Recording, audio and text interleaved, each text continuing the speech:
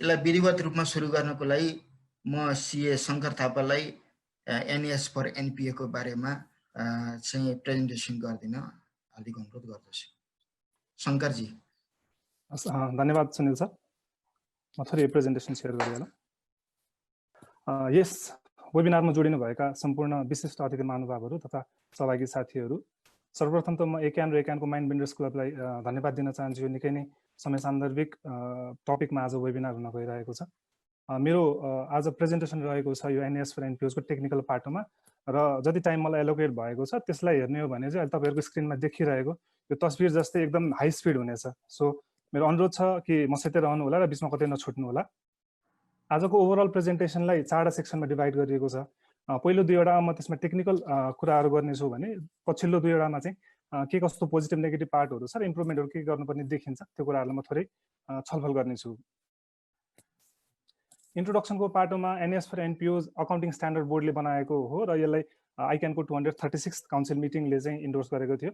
In total 50 पेजको छ यो, 6 chapters, 1 set of model financial statement छ र लाइक यु अलरेडी नो यो 16 जुलाई 2020 देखि चाहिँ हाम्रो एप्लिकेबल भएर जान्छ। 2000 फिस्कल इयर 2077-78 देखि। इन्टरनेसनली हेर्दै गर्दाखेरि चाहिँ मैले केही कुराहरू यहाँनिर राखेँ। जस्तै युनाइटेड किङडममा चाहिँ हाम्रो इङ्ल्यान्ड एन्ड वेल्सको लागि चाहिँ statement of recommended practices FRS 102 त्यहाँनिर लागू छ, जहाँ चाहिँ फेरि UK च्यारिटी कमिसनले त्यसलाई बनाउँछ र फाइनेन्सियल रिपोर्टिङ काउन्सिलले त्यसलाई इन्डोर्स गरेको छ। त्यस्तै क्यानाडाको केसमा चाहिँ CPA क्यानाडाले इन्डोर्स गरेर CICA ह्यान्डबुक फर अकाउन्टिङ भन्ने त्यहाँ लागू छ, जसको चाहिँ थर्ड पार्टमा accounting standard for not for profit अर्गनाइजेसनको बारेमा डिल गरिएको छ भने USA मा हामीले हेर्ने हो भने FASB ले बनाएको स्टेटमेन्ट नम्बर 117 केही समयसम्म त्यो लागू थियो। अहिले चाहिँ अकाउन्टिङ स्ट्यान्डर्ड कोडिफिकेसन 958 यो चाहिँ लागू छ, जसलाई चाहिँ अकाउन्टिङ स्ट्यान्डर्ड अपडेट 2016-14 ले चाहिँ चेन्ज गरेको। यो स्ट्यान्डर्डको बनाउने काम र इम्प्लिमेन्टेसनको काम दुइटै फाइनेन्सियल अकाउन्टिङ स्ट्यान्डर्ड बोर्डले गरिरहेको छ त्यहाँनिर। यो पोइन्टमा मैले खालि के मात्र भन्न खोजेँ भन्दाखेरि इन्टरनेसनली हामीले हेर्ने हो भने यो धेरै पहिलेदेखि चाहिँ प्र्याक्टिसमा रहेको कुरा हो। यो स्टेटमेन्ट नम्बर 117 त 1993 देखि लागू छ भने पछाडि नेपालमा अब यो स्टार्ट भएको छ, which is a good thing. अरू हामीले जेनरल प्र्याक्टिसेसमा मैले यो भन्नुपर्ने हुन्छ यहाँनिर NPOs को अकाउन्टिङमा दुईटा डिस्टिङ्क्ट मेथडहरू देखिन्छ। एउटा फन्ड अकाउन्टिङ मेथड हो भने अर्को डिफरल मेथड हो। फन्ड अकाउन्टिङ मेथडमा चाहिँ हामीले इन्डिभिजुअल फन्डको चाहिँ इन्कम एक्सपेन्डिचर अकाउन्टिङहरू गरेर त्यसलाई चाहिँ फेरि इन्डिभिजुअल फन्डको ब्यालेन्स सिट बनाउने चलन हुन्छ। त्यो भनेको चाहिँ फेरि जब इन्टिटीको हामीले ब्यालेन्स सिटहरू बनाउनु पर्यो त्यो बेलामा त्यो फन्डलाई चाहिँ कन्सोलिडेट गरेर बनाउनु पर्ने हुन्छ। डिफरल मेथड अलि बेस कम्प्लेक्स र अलि चाहिँ इजियर मेथड हो, जसमा चाहिँ ओभरअल जति पनि ट्रान्जेक्सन्सहरू छ त्यो सबैलाई एक ठाउँमा लिएर आएर हामीले त्यसलाई चाहिँ प्रेजेन्ट गरेर लिएर जान्छौँ र यो रेस्ट्रिक्टेड फन्ड र अनरेस्ट्रिक्टेड फन्ड भनेर त्यसलाई छुट्याएर अनरेस्ट्रिक्टेडलाई डाइरेक्टली इन्कममा लिएर जाने, रेस्ट्रिक्टेडलाई चाहिँ हामीले त्यसलाई डिफर गरेर लिएर जानुपर्ने चलन हुन्छ। अब नेपालको NAS फर NPOs लाई पनि यो फलो गरेको देखिन्छ। त्यसलाई म फर्दर अगाडि तपाईँहरूलाई एक्सप्लेन गर्दै जानेछु। अब आउँ अब्जेक्टिभतिर। अब्जेक्टिभमा म हजुरहरूलाई डाइरेक्टली दुईवटा पोइन्टमा लिएर जान्छु। एउटा क्वालिटी, यो लागू हुँदै गर्दाखेरि चाहिँ quality of financial information, financial रिपोर्टिङको क्वालिटी बढेर जान्छ भन्ने छ भने, अर्को इम्पोर्टेन्ट टपिक के छ भन्दाखेरि यसले रिड्युसेस द डाइभर्सिटी। हाम्रो आजको डेटमा पनि नेपालमा एकदम धेरै भ्यारिड प्र्याक्टिसेसहरू छ।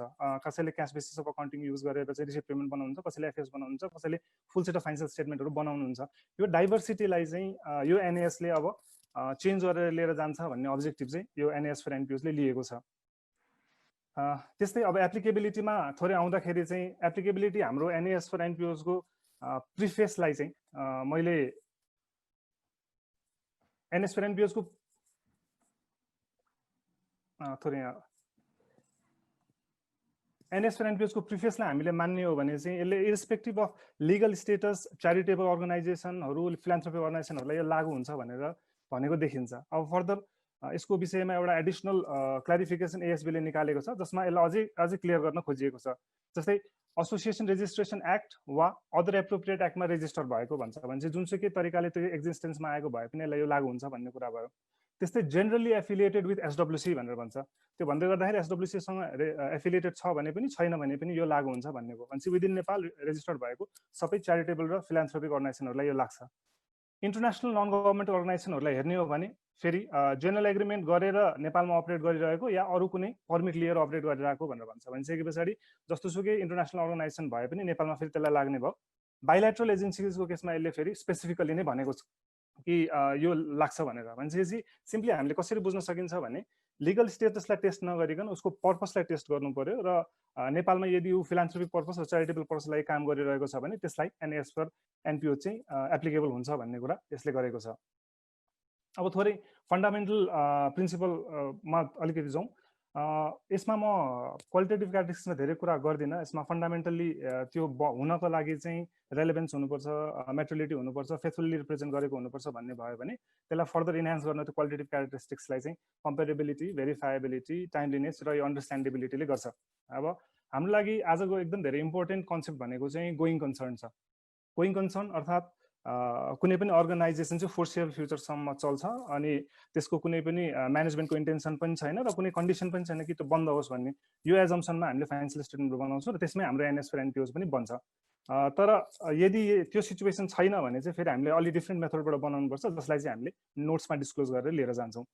अब यो पोइन्टमा यो इट्स भेरी क्रिटिकल फर अस, किनभने भन्दाखेरि चाहिँ अब यो COVID-19 को जुन इम्प्याक्ट छ त्यो कस्तो पर्छ, NPOsहरूलाई कसरी आउँछ भन्ने कुरामा थोरै हामीले अलिकति छलफल गर्नुपर्ने यसमा देखिन्छ। अर्को दुईवटा major consideration NAS for NPOs मा चाहिँ यो रिपोर्टिङ एन्टिटीको छ। यसले के भन्छ भन्दाखेरि चाहिँ जति पनि एक्सपेन्सेसहरू या जति पनि कामहरू गर्छ, whether it's from project or from core, त्यो सबैलाई चाहिँ हामीले as a single reporting entity चाहिँ त्यसलाई रिपोर्ट गर्नुपर्छ भन्ने कुरा गर्छ। त्यस्तै double entry bookkeeping system follow गर्नुपर्छ र एक्युरल बेसिस फलो गर्नुपर्छ। अब हामीले क्याश बेसिस फलो गर्न पाइँदैन। सो यो ब्याकग्राउन्डहरू हामीले डेभलप अन्डरस्ट्यान्ड गरिसके पछाडि we can get towards the main topic of set of financial statements. Set of financial स्टेटमेन्ट्समा चाहिँ NAS फर NPOsले 7वटा डकुमेन्ट लिस्टिङ गरेको छ। त्यसमा 5वटा चाहिँ म्यान्डेटरी डकुमेन्ट हो भने 2टा प्रोजेक्ट लेभल डकुमेन्ट्स। यसलाई हामी वान बाई वान इन्डिभिजुअली हेर्दै जानेछौँ। स्टेटमेन्ट अफ फाइनेन्सियल पोजिसनमा आउँ। यसमा स्टार्ट यो जुन तपाईँले स्क्रिनमा देखिरहनु भएको छ यो चाहिँ मोडल फाइनेन्सियल स्टेटमेन्टमा प्रिस्क्राइब गरेको कुरा हो। फर्स्ट याद गर्नुपर्ने कुरा कम्पेरेटिभ फिगर हुनुपर्छ र फङ्सनल करेन्सी र कुन लेभलसम्मको राउन्डिङ अफ छ त्यो राउन्डिङ अफलाई चाहिँ हामीले प्रेजेन्ट गर्नुपर्छ।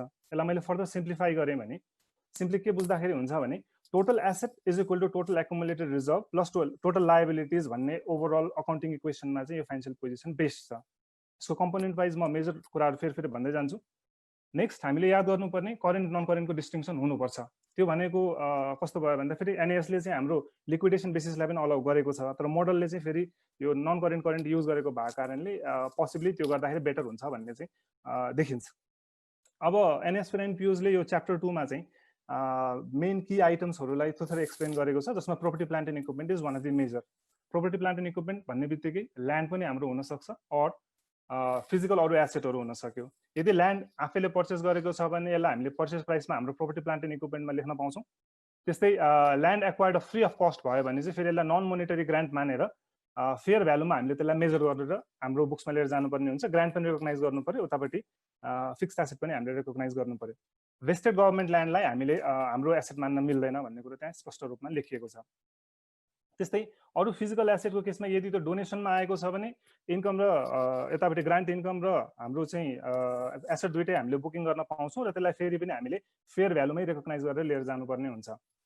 यदि हामीले त्यो एसेट चाहिँ आफ्नो प्रोजेक्टबाट किनेको छौँ भने चाहिँ फेरि त्यसलाई at the time of purchase project एक्सपेन्समा लेख्ने, अनि त्यस पछाडि लेटर अन जब त्यो NPOलाई फेरि त्यो प्राप्त हुन्छ या जुन बेलामा उनीहरूले पाउँछन् त्यो बेलामा चाहिँ त्यसलाई फेरि हामीले फेयर भ्यालुमा सिमिलर टु डोनेटेड एसेट चाहिँ इन्कम पनि बाँड्ने, उतापट्टि प्रोपर्टी प्लान्ट एन्ड इक्विपमेन्ट पनि लेख्ने भन्ने कुरा छ। अब नर्मल पर्चेज हाम्रो कोर फन्डबाट हुन्छ भने चाहिँ त्यसलाई फेरि इमिडिएटली हाम्रो एसेटमा लिएर आउनु पर्यो कस्टमा र डेप्रिसिएसन चार्ज गर्न सकिन्छ। यो बाहेक अरू केही कुराहरूमा टच मात्र गरेको छ NAS फर NPOsले, जस्तै इन्टेन्जिबल एसेट फिजिकल सब्सटेन्स नभएका एसेटहरूलाई मान्नु पर्यो भनिसके पछाडि यसलाई net of direct acquisition cost less accumulated amortisation र एकुमुलेटेड इम्पेयरमेन्ट लसमा हामीले यसलाई मेजर गर्नुपर्ने हुन्छ। अब यसलाई फेरि फर्दर रिकरिङ यो सब्सिक्वेन्ट मेजरमेन्टहरू कसरी गर्ने भन्ने कुराहरू त्यसमा छैन, यसमा अलिकति एम्बिगुटीहरू देखिन्छ होइन। त्यस्तै इन्भेस्टमेन्ट प्रपर्टीको केसमा रेन्टल र क्यापिटल एप्रिसिएसनलाई होल्ड गरेको एसेटहरू भयो र यसलाई चाहिँ इनिसियली कस्टमा रिकगनाइज गर्ने, पछि कस्ट मोडल युज गरेर हामीले त्यसलाई सब्सिक्वेन्ट मेजरमेन्ट गर्नुपर्ने हुन्छ। लङ टर्म इन्भेस्टमेन्टको केसमा कस्टमा रिकगनाइज गरेर लोवर अफ कस्ट र नेट रियलाइजेबल भ्यालुमा चाहिँ हामीले त्यसलाई सब्सिक्वेन्ट मेजरमेन्टहरू गर्नुपर्छ। अब finally other non current asset छ। अदर नन करेन्ट एसेटमा खास धेरै कुराहरू गरेको छैन। One of the major ambiguity यहाँ पनि देखिन्छ। सिम्पल एउटा लाइन हेर्नुभयो भने tangible asset that do not belong to intangible assets भनेको छ। अब यो मेबी टाइप हो, maybe it will change later on, तर यसमा यो बाहेक अरू लिस्टिङ बाहेक अरू केही पनि कुराहरू छैन। जस्तै अर्को एउटा एम्बिग्युटी पनि के छ भने यो लिज होल्ड भन्ने यहाँ पनि लिस्टिङ छ, इन्टेन्जिबल एसेटमा पनि लिस्टिङ छ, त्यसले अलिकति इस्यु गर्छ कि भन्ने कुरा थोरै यसमा देखिन्छ। अब अर्को इन्भेन्टरीको कुरा, इन्भेन्टरी फेरि interestingly one of the most discussed about topic छ यो च्याप्टर 2 मा। यसमा चाहिँ यो जुन डेफिनेसन छ यो फेरि नर्मल हाम्रो कमर्सियल अर्गनाइजेसन जस्तो नै यसमा राखिएको छ, maybe it has to change also. Asset for sale in ordinary course of operation भन्छ, वर्क इन प्रोग्रेस, त्यस्तै फिनिस्ड गुड्स र र मेटेरियल्सहरूलाई चाहिँ हामीले यो प्रोपर्टी यो इन्भेन्ट्रीमा लिएर जानुपर्छ भन्ने कुरा हो। एट द टाइम अफ यो चाहिँ हाम्रो मेजरमेन्ट चाहिँ cost or net realisable value, lower of cost to net realisable भ्यालुमा हुन्छ। स्पेसिफिक प्रोजेक्टको लागि लिएको छ भने स्पेसिफिकली चार्ज गर्नुपर्ने हुन्छ, नभए FIFO or weighted average follow गर्नुपर्ने हुन्छ, लिफो इज नट अलाउड। र interestingly one important point I want to bring your attention to is यो लास्टको पोइन्ट छ। यसमा के भन्छ भन्दाखेरि चाहिँ जुन डोनेटेड एसेट छ, डोनेटेड इन्भेन्ट्रीहरू जुन आउँछ एनजिओहरूले बाँड्नको लागि भनेर, यदि त्यस्तो आउँछ भने पनि त्यसलाई फेरि हामीले फेयर भ्यालुमा मेजर गरेर चाहिँ हाम्रो ब्यालेन्स सिटमा लिएर आउनुपर्छ भनेर भन्छ। अब यसको प्र्याक्टिकल इम्प्लिकेसन के कस्तोहरू हुन्छ, we need to discuss on that as well. त्यो बाहेक अब अगाडि तपाईँले याद गर्नुभयो होला अकाउन्ट रिसिभेबल र क्यासको विषयमा खासै धेरै कुराहरू एनएस फर एनपिओजले गरेको छैन। नेक्स्ट इम्पोर्टेन्ट टपिक भनेको चाहिँ हाम्रो एकुमुलेटेड रिजर्भमा छ। एकुमुलेटेड रिजर्भलाई एनएस फर एनपिओजले चाहिँ 4वटा डिफ्रेन्ट सेक्सनमा बाँडेको छ होइन। एउटा अनरेस्ट्रिक्टेड फन्ड भयो, अनरेस्ट्रिक्टेड फन्ड भन्दै गर्दाखेरि चाहिँ यो statement of income and expenditure मार्फतबाट आउँछ र यो कुनै पनि कन्डिसन एट्याच नभइकन आएको फन्ड्सहरूलाई यसले जनाउँछ होइन। त्यस्तै डेजिग्नेटेड फन्ड भन्यो भने चाहिँ बोर्डले इयरमार्क गरेको फन्डहरू हो जुन चाहिँ पार्ट अफ अनरेस्ट्रिक्टेड फन्डलाई कुनै पनि टाइममा चाहिँ फेरि ब्याक टु अनरेस्ट्रिक्टेडमा लिएर जान पाइन्छ भन्ने एजम्सन हुन्छ। सबैभन्दा इम्पोर्टेन्ट हाम्रो लागि रेस्ट्रिक्टेड फन्ड हो र सबैभन्दा कन्फ्युजिङ टपिक पनि यही छ। रेस्ट्रिक्टेड फन्ड भन्ने बित्तिकै कुनै कन्डिसन एट्याच भएको र कुनै एउटा पार्टिकुलर पर्पसको लागि मात्र युज गर्न मिल्ने गरी हामीले प्राप्त गर्ने पैसा हो भनेपछि फन्ड हो होइन, विच इज प्रोजेक्टमा आउने हाम्रो जति पनि पैसाहरू छ त्यो चाहिँ विथ इट रेस्ट्रिक्टेड फन्ड जान्छ। अब यसलाई हामीले इमिडिएटली इन्कम नबाँधेर डेफर गरेर लिएर जानुपर्छ र यो हाम्रो यो स्टेटमेन्ट अफ फाइनेन्सियल पोजिसनमा आएर देखिन्छ र पछि जब इन्कम एक्सपेन्सेस हुन्छ त्यसलाई चाहिँ म्याच गर्दै लिएर जानुपर्ने हुन्छ। त्यसको म फर्दर पछाडि डिस्कस गर्छु। इन्डाउमेन्ट फन्ड्स भन्दै गर्दाखेरि चाहिँ यो हाम्रो permanently restricted kind of restricted fund हो, किनभने यसबाट चाहिँ हामीले जुन पैसा पाएको हुन्छ त्यसको अर्निङ्सलाई वी मे युज, तर त्यो जुन पैसा जुन फन्डै आएको हुन्छ त्यसलाई हामीले युज गर्न मिल्दैन। बिसाइड्स दिस अदर क्यापिटल रिजर्भ्स भन्ने यहाँनिर छ। अब यसमा चाहिँ योभन्दा बाहेकको अरू इन्क्लुडेड हुन्छ भन्ने कुरा हामीले बुझ्न सकिन्छ। अब नन करेन्ट लायबिलिटिज र नन करेन्ट एसेटको केसमा चाहिँ यो इम्प्लोइ बेनिफिट्सको केसलाई मात्र रेकग्निसन र मेजरमेन्टको कुराहरू गरेको छ, त्यो बाहेक खासै धेरै कुराहरू केही पनि भनिएको छैन बिसाइड्स करेन्ट लायबिलिटिज र करेन्ट एसेटको डेफिनेसन। अब फेरि एउटा एम्बिग्युटिसमा के छ भन्दाखेरि यसको डेफिनेसन दुईवटा फरक फरक ठाउँमा फरक फरक कुरा चाहिँ राखिएको छ होइन। अब यो फेरि यतापट्टि यो जुन इम्प्लोइ बेनिफिट लायबिलिटी छ यो रेकग्नाइज गर्दै गर्दाखेरि चाहिँ defined benefit plan, defined contribution plan भनेर चाहिँ जहाँ रेलेभेन्ट हुन्छ त्यहाँनिर एक्चुअल भ्यालुएसन गरेर गेन लसहरू हामीले रेकग्नाइज गर्नुपर्छ भन्ने कुरा यसमा गरिएको छ। यस पछाडि नेक्स्ट स्टेटमेन्ट हाम्रो statement of income and expenditure हो, which probably is one of the most important topic that you want to hear about. अब statement of income expenditure chapter 3 NS for एनपिओजको त्यसमा अझै फर्दर क्ल्यारिटी आउनुपर्ने देखिन्छ। जस्तै simple कस्तो खालको इस्युजहरू त्यसमा देखियो भन्दाखेरि चाहिँ इन्कमलाई बिजनेस प्रफिट र बिजनेस रेभेन्यू भन्नेको छ, जसको क्लियरली त्यहाँनिर डेफिनेसनहरू अलि देखिँदैन। त्यस्तै एक्सपेन्डिचरलाई बिजनेस एक्सपेन्सेस भनेर भनिएको छ र त्यसलाई दुईवटा फरक फरक ठाउँमा डिफ्रेन्टली डिफाइन गरिएको छ, त्यसमा थोरै क्ल्यारिटी आउनुपर्ने देखिन्छ। तर what I am happy about is यो इन्कमिङ रिसोर्सेसको पार्टमा फेरि त्यसले फन्ड जुन हामीले रिसिभ गर्छौँ त्यसलाई चाहिँ राम्ररी क्ल्यारिफाई गरेको छ, जुन चाहिँ हाम्रो आवश्यकता पनि थियो। जस्तै इन्कमिङ रिसोर्सेस भयो भने यदि जुन फन्ड हामीले रिसिभ गर्छौँ त्यसलाई हामीले इमिडिएटली अनरेस्ट्रिक्टेड र रेस्ट्रिक्टेडमा सेग्रिगेट गर्नुपर्छ। यदि अनरेस्ट्रिक्टेड हो भने त्यसमा कुनै इस्यु छैन, त्यसलाई इमिडिएटली हामीले इन्कम बाँडेर चाहिँ यो उसमा स्टेटमेन्ट अफ इन्कम एक्सपेन्डिचरमा लिएर जानुपर्ने भयो भनेपछि ब्याङ्क हाम्रो एसेटमा गइहाल्छ। अब रेस्ट्रिक्टेड भयो भने फेरि यसले के भन्छ भन्दाखेरि चाहिँ त्यसलाई हामीले डिफर गरेर लिएर जानुपर्छ र income and expenditure must be match गर्नुपर्ने हुन्छ। भने चाहिँ सिम्पल मैले जर्नल इन्ट्री भन्यो भने जब रिसिभ हुन्छ त्यो बेलामा ब्याङ्क अकाउन्ट डेबिट गरेर रेस्ट्रिक्टेड फन्ड क्रिएट गर्नु पर्यो, यो हाम्रो एसएफपीमा जान्छ। त्यस पछाडि जब एक्सपेन्डिचर हुन्छ त्यसमा एक्सपेन्डिचरको इन्ट्री हान्ने बित्तिकै हाम्रो एउटा इमिडिएट साइमल्टेनियस इन्ट्री जान्छ जो इन्कमको लागि, यो दुईवटा हाम्रो साइमल्टेनियसली जान्छ। भनिसकेपछि यसको इम्प्याक्ट के पर्छ भन्दाखेरि प्रोजेक्टको जति पनि हाम्रो इन्कमहरू हुन्छ, जति पनि एक्सपेन्डिचर हुन्छ त्यो चाहिँ जहिले पनि इन्कम र एक्सपेन्डिचर बराबर हुन्छ, अनरेस्ट्रिक्टेडबाट सर्प्लसहरू बनेर हाम्रो एसएफपीमा गएर बस्छ। यस पछाडि एक्सपेन्डिचरमा मैले अघि भनिसकेँ धेरै कुराहरू त्यसमा क्ल्यारिफिकेसन आउनुपर्ने बाँकी छ, तर त्यसको इन्टरप्रिटेसनमा हामीले के भन्न सक्छौँ भन्दाखेरि एक्सपेन्डिचरलाई चाहिँ हामीले इमिडिएटली बिजनेस यो जुन छ प्रोजेक्ट एक्सपेन्सेस र कोरको एक्सपेन्सेसहरू एडमिनिस्ट्रेटिभ एक्सपेन्सेसहरू छुट्याउनु पर्छ र त्यसलाई हामीले बाई नेचर पनि क्लासिफाई गर्न सकिन्छ र बाई के भन्छ हाम्रो फङ्सनल एक्सपेन्सेस पनि गर्न सकिन्छ। यस पछाडि एउटा सबभन्दा इम्पोर्टेन्ट पोइन्ट जुन चाहिँ क्लारिफाई गरिएको छ त्यो हो common cost allocation. Common cost allocation चाहिँ अब हाम्रो एनएस र एनपिओसमा आउनु पर्दैन थियो, त्यो डिबेटेबल पोइन्ट होला। तर यसले फर्दर क्लारिफाई के गरिदिएको छ भन्दाखेरि चाहिँ पर्सनल कस्ट छ भने कमिटेड एक्टिभिटीको बेसिसमा हामीले त्यसलाई सेग्रिगेट गर्न सकिन्छ। फ्यासिलिटी कस्ट हो भने एरिया या फ्रिक्वेन्सी अफ युजबाट गर्न सकिन्छ भने अरू कुनै अदर कस्टहरू छ भने चाहिँ एउटा रिजनेबल बेसिस हामीले छान्नु पर्यो भनेर यसले भनेको छ हैन।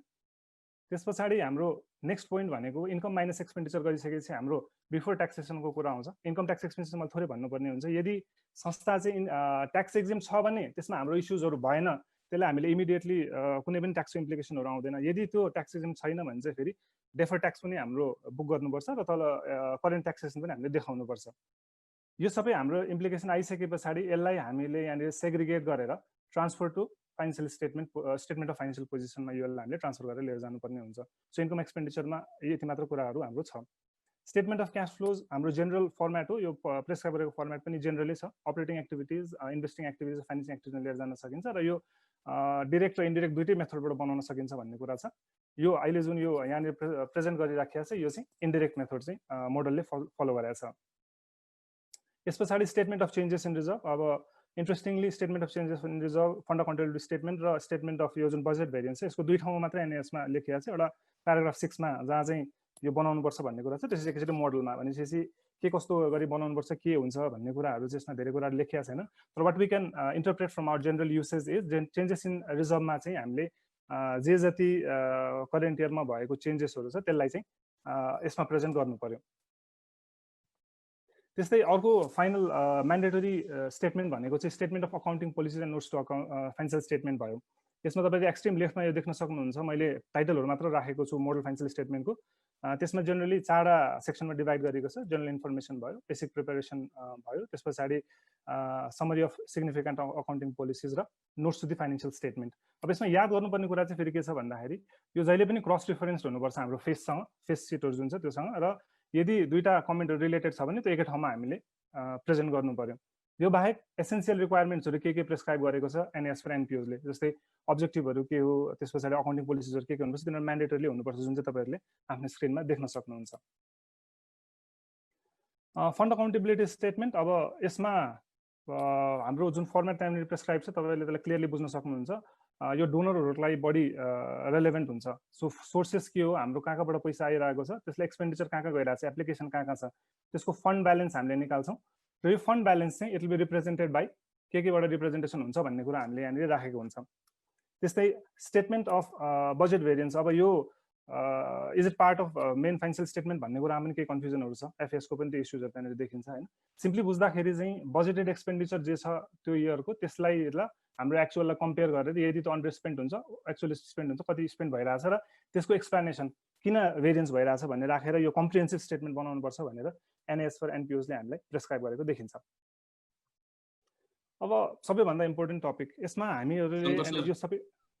हजुर सर, लास्ट 3 मिनेट्स है। ओके हुन्छ सर। अब यसमा हामीले ट्रान्जिसन टु एनएस फर एनपिओस हाम्रो जुन छ नि सबैभन्दा इम्पोर्टेन्ट टपिक हो हाम्रो लागि।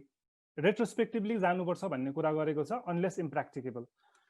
अब यसले हामीले कसरी बुझ्नु पर्यो भन्दाखेरि चाहिँ जति पनि संस्थाहरू हुन्छ उनीहरूले यदि हामी अडोप्ट गर्दै जान्छौँ भने अर्लिएस्ट प्रायर पिरियडसम्म यसलाई लिएर जानु पर्यो। अब यसमा फर्दर एक्जामिनेसन्सहरू केही पनि छैन, अरू यो गर्न मिल्ने यो गर्न नमिल्ने भन्ने कुराहरू केही पनि छैन। कुन इयरसम्म जानुपर्छ भन्ने छैन भनिसकेपछि अर्लिएस्ट प्रायर पिरियडसम्म जानु पर्यो। अब यसमा थोरै क्लारिफिकेसन चाहिँ आई गेस चाहिन्छ होला कसरी यसलाई अप्लाई गर्नुपर्छ भन्ने पार्टमा। सेट अफ फाइनेन्सियल स्टेटमेन्ट पछाडि अब केही कुराहरू what we should be happy about and challenges साइडमा म थोरै भन्न चाहेँ।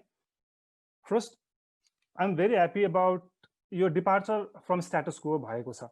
यसमा चाहिँ के छ भन्दाखेरि आजसम्म हाम्रो कुनै पनि नेपालमा सबै ग्याप भनेर डिफ्रेन्ट प्र्याक्टिसेसहरू थियो भने त्यसलाई अब यसले चेन्ज गरेर लिएर जान्छ भन्ने हामी एक्सपेक्ट गर्न सक्छौँ। त्यस्तै यसले रेगुलेटरहरूलाई फर्दर गाइडेन्स गर्छ।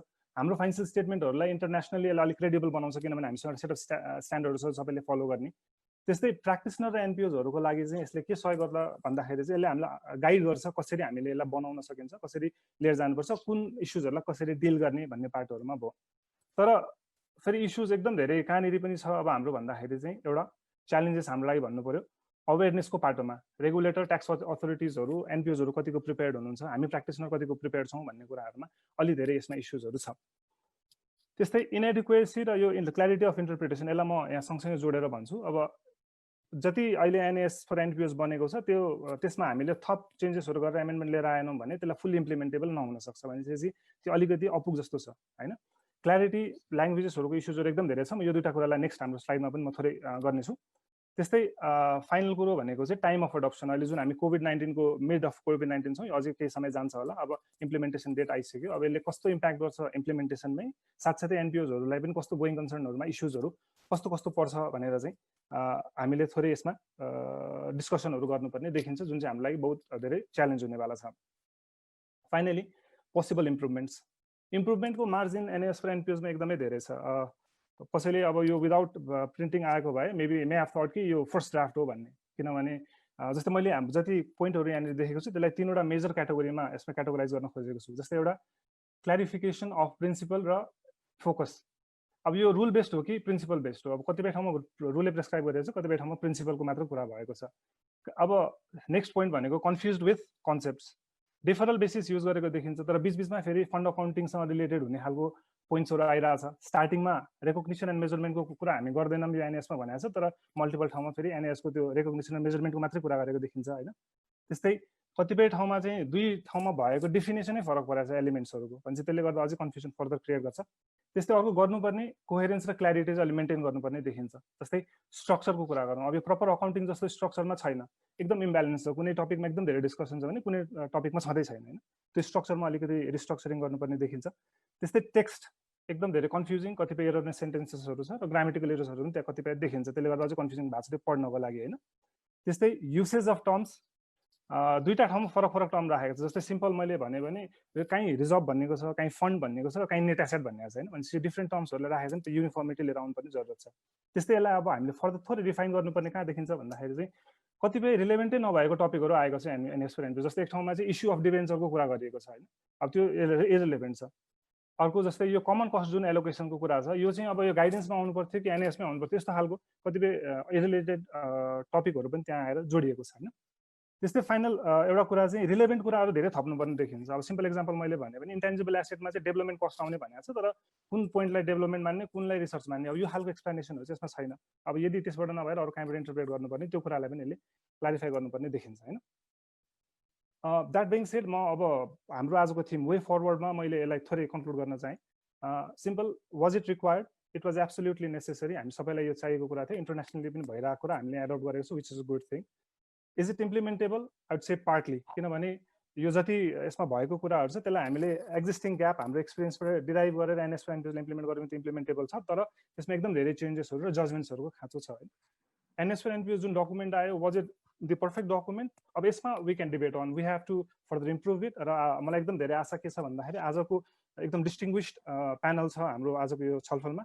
यो डिस्टिङ्ग्विस्ड प्यानलले आज गर्ने छलफलबाट यसलाई फर्दर रिभाइज, यसमा फर्दर इम्प्रुभमेन्ट गरेर पोसिबली हुनेसम्म चाहिँ इम्प्लिमेन्टेसनभन्दा अगाडि नै त्यो गर्न सक्यो भने चाहिँ यो एकदम धेरै राम्रो डकुमेन्ट भएर जान्छ भन्ने मेरो एक्सपेक्टेसन हो।